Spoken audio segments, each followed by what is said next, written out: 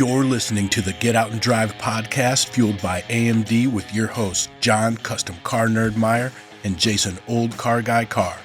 We'll be bringing you gearheads everything you never wanted to know about cars and why they should be on the road and not in your garage.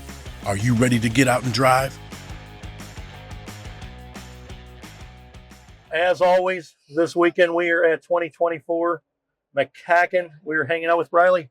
Riley's Rebuilds. Hey! Tell me about this wonderful car, because I know it has been in your family for quite some time. Yeah, we can start with that. So It's been in the family for 20 years. Okay. So my dad bought it, I think, in Alabama. I always get those states wrong. Somewhere in the South. Okay.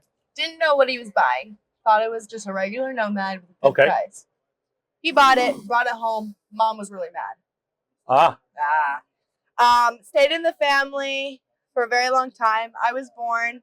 This was the car that was in our garage that I was raised up on, because he was a stay-at-home dad.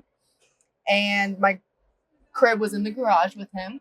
I have photos of me block sanding the car at like 5 years old. Neat. Yeah, this was the car that I grew up on. And then it was kind of put on the back burner as we had different projects coming in. And as Riley's Rebuilds blew up on social media, we started focusing on my car, the girls' car, some other cars. Sure.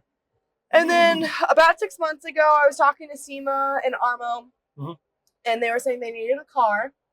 And I said, I have a car. It's really cool and has a great backstory. And I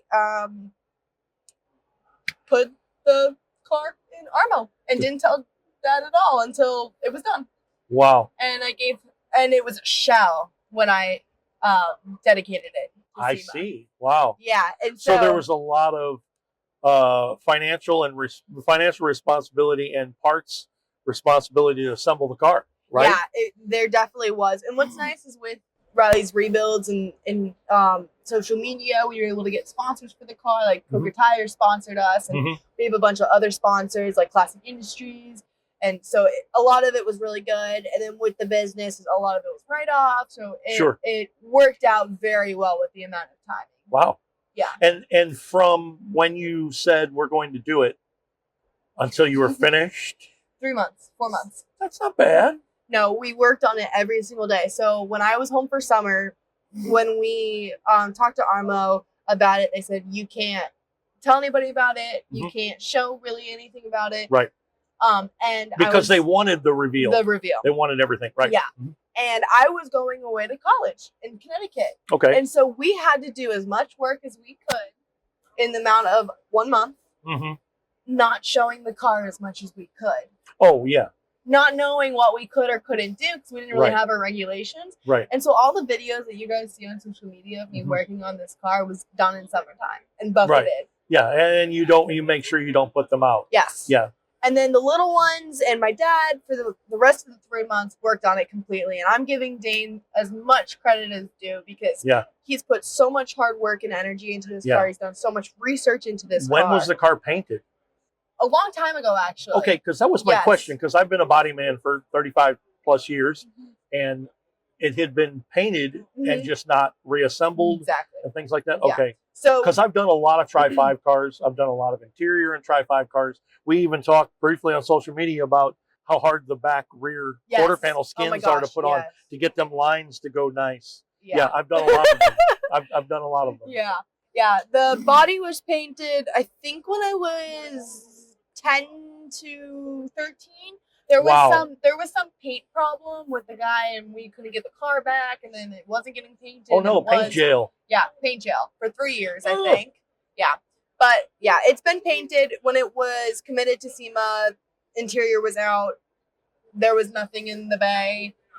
Nothing was going on. Stainless wasn't stainlessing, like it was not polished. There was nothing there. There was nothing there. Right. But, wow. So for people that may not know the history of this car, in a nutshell, this is a very special car. It is a very special When car. did the family realize that it was that special of a car and what it was? Let's tell us about that. So the car is the second fuel injection unit made. It was made in '56. It's the prototype for the '57 Chevy Nomad. So there's a bunch of little... meeting it. Hi, it was nice meeting you. So there is a bunch of random little things in this car that wasn't making any sense. And that's why Dad officially started to like look into it. So what had happened... Because of the reason it was prototype. Because it was prototype. Okay. And because there's like chrome on the fuel injection system, and who's chroming that? Right. Or like there's no ashtrays in here. And like in a normal 57, there's ashtrays, and there's some like weird fuel stuff, fuel piping and tubing going on in the bay. And where the air intake was in a different spot was cut out in the course port and all that, right? Yeah.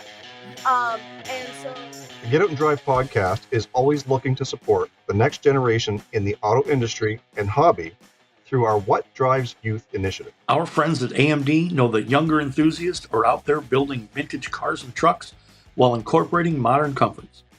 AMD Restoration Parts maintain that classic look needed for RestroMod builds. If you are a younger enthusiast working on a build using AMD parts, we want to hear from you. If chosen, you and your build will be featured in an upcoming What Drives Youth segment on the Get Out and Drive podcast. Visit getoutanddrive.com to let us know about your build or tag us in your build posts on social media. Visit autometaldirect.com and use promo code GOND for a 10% discount exclusively for our listeners for a limited time. AMD, built for enthusiasts, by enthusiasts. And so what had happened was when Dane was taking out the seats, he found in the springs pictures of the car. Oh. And he took the pictures. Like it went in there or somebody put them in there? Put them there. Oh, yeah. Easter egg. Yeah. And he took those photos and put it as his profile photo on Facebook.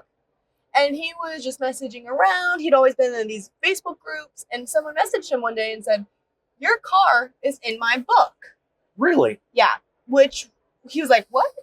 And the guy sent him the book. And he found the name Nathaniel Waters on the book. I think that's his name. Okay, sure. And he messaged and emailed every single person with that name possible. Wow. Yeah. And to trace the history of the vehicle. Because prior to that, the history of the vehicle was lost. There was none. None at all. He just bought it off a little farm.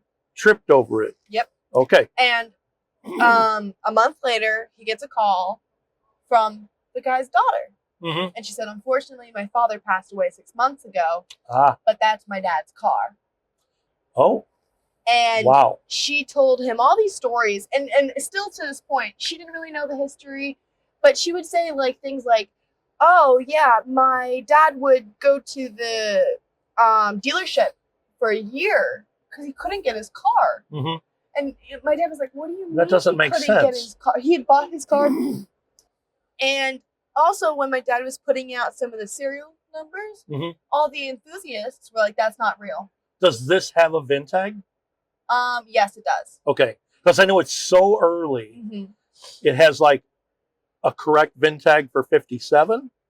So that's what's crazy. Okay, I know that was something else I want to talk to you about. So what it is the numbers were lining up to being the first production day possible. Okay. For this car. And it was 56 of October.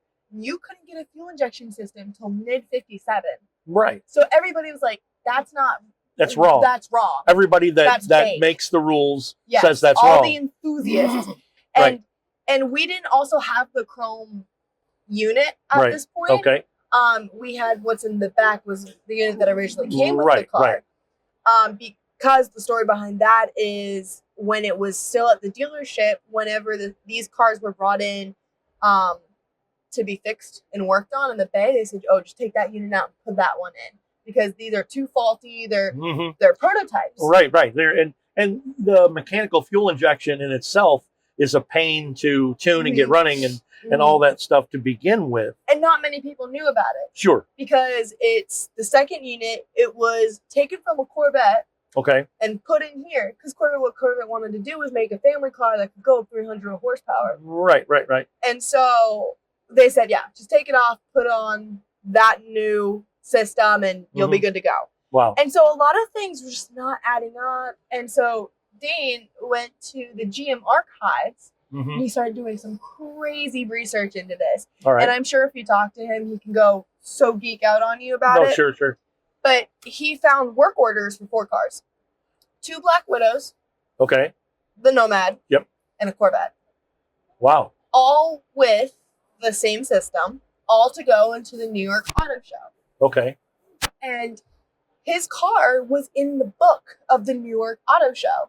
Wow. So that's some of the photos that's on the board. Mm-hmm. It's next to the Corvette is our car. I spent a long time on the website, by the way. Yes. The website for this, I just, as a mechanical goof, I just geeked out on the website. I'm like looking at these numbers and looking at this picture and that. And that's all in my wheelhouse. That's everything that's unbelievable about this car. Yeah. So Dane did his little FBI, CIA moments and put all of this stuff together and really did some major research and got it proved that this was the car with the VIN number. Wow.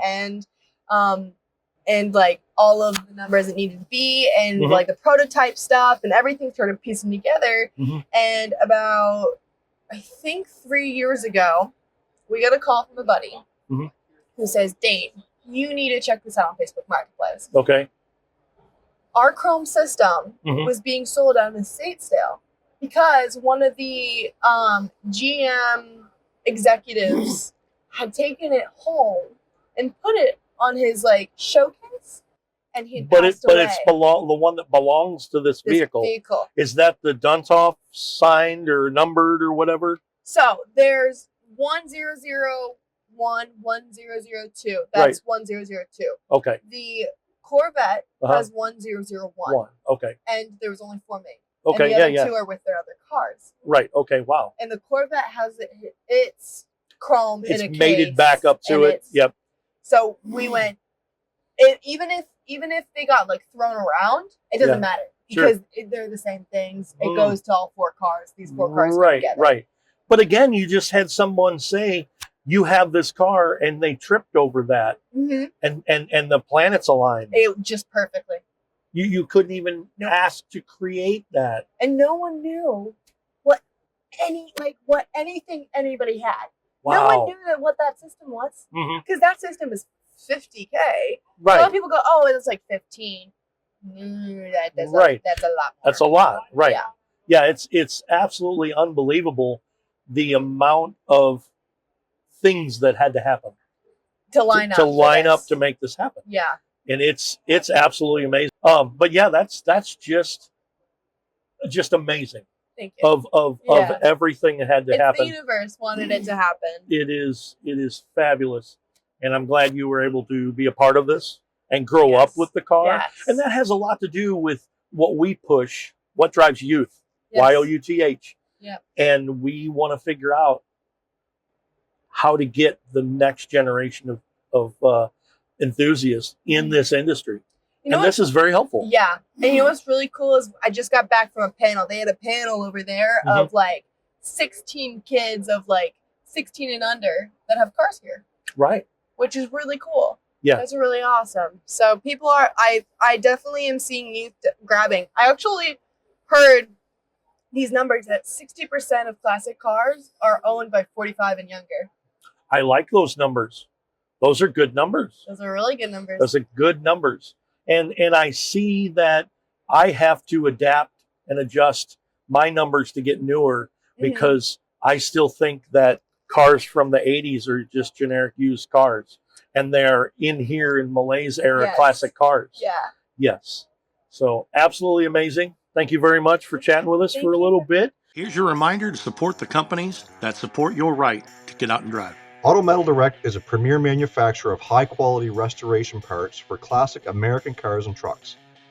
AMD offers a wide range of components including body panels, trim, glass, weather stripping, and much more, crafted to meet or exceed original equipment specifications. Be sure to visit autometaldirect.com as you get your ride ready to get out and drive. What drives you? With National Get Out and Drive Day 2024 in the rearview mirror, we're looking out the windshield and focused on Drive Day 2025. National Get Out and Drive Day will be held on October 5th, 2025. Sign up now at getoutanddrive.com to receive your free official decal. Let us know how you'll be celebrating National Get Out and Drive Day. If you are part of a car club or having a car show that you want to promote National Get Out and Drive Day, let us know and we can send some decals for everyone. Send us pics of your ride and we'll feature them as part of our National Get Out and Drive Day promotions. Show your support for National Get Out and Drive Day by becoming a sponsor or including Drive Day in your show listings and company calendars. Let's get out and drive in 2025. Cruise on over to our website, getoutanddrive.com, for all the info you never wanted to know about our podcast. Hit us up on our listener hotline, be the first to know what's happening, get industry news, and grab your Get Out and Drive merch. Connect with us on social media. Find us on Facebook, Instagram, and TikTok. Follow us on X at Get Out and Drive Pod. What drives you?